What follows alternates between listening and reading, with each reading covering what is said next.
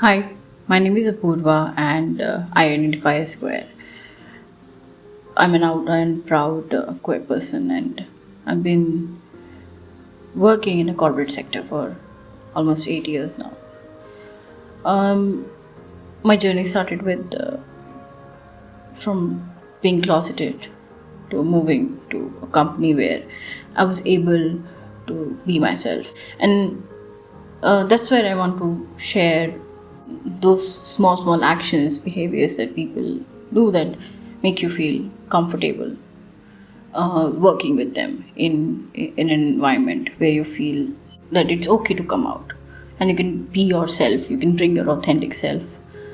One of the such things were I'm pretty visibly I stand out as a queer person because being a female, I don't dress or I do not express my gender as very feminine, and it's pretty visible. And my superiors never asked me to address a certain way who I used to directly work with.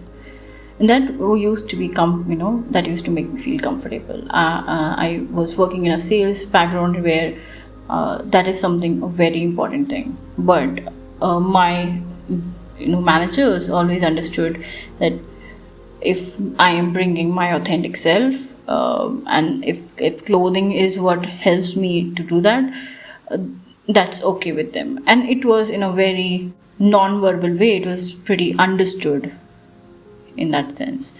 While I'm talking about the same thing, the similar thing happened which made me very uncomfortable when one of the very superior person called me in their cabin and told me that, oh, I do not look good in certain kind of clothes and I look ugly and I should change my clothes because if I want to get promoted. And maybe they were coming from this good place um, of thought and heart and wanted me to get promoted and all, but that was dysphoric and it demeaned me a lot, though it kind of like took away all my credibility in terms of whatever my work is.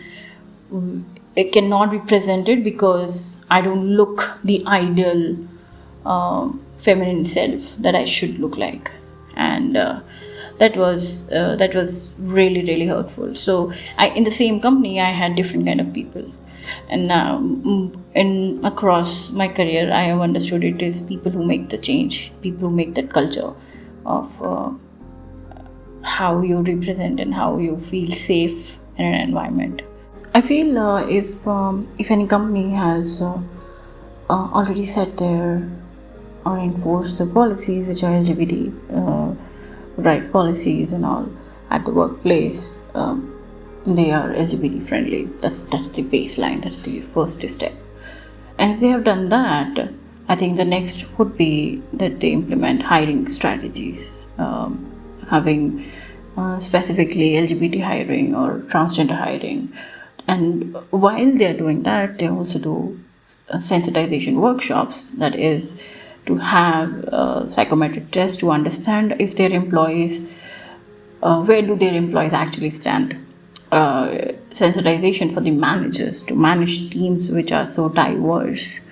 While we are talking about inclusion and diversity, it is very important that people who manage these teams and people, are they open towards diverse culture?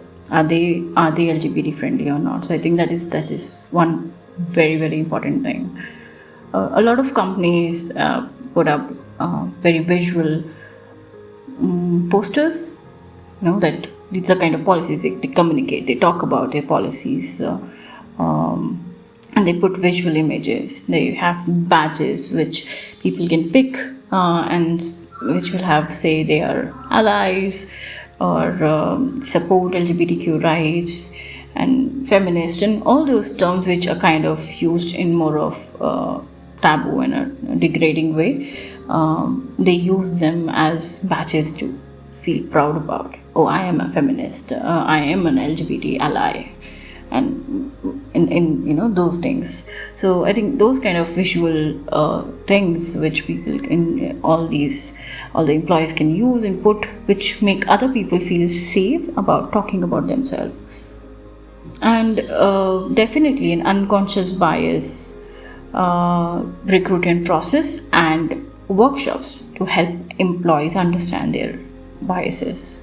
So while we are talking about what to avoid and what to do at a workplace, where we are trying to cultivate LGBT friendly environment and safe spaces, I think the one most important thing is to avoid certain things that we say, because a lot of discrimination, a lot of subtle discrimination that happens, it happens during your canteen spaces or coffee tables, right?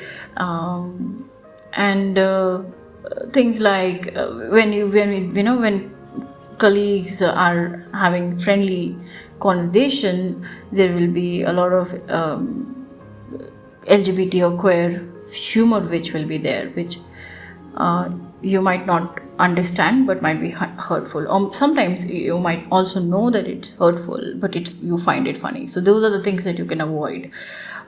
Things, if somebody is out and they are open about their identity, saying things like, oh, you don't strike me as a gay or a lesbian, or oh, you, for women it would be like, oh, you are too feminine to be lesbian.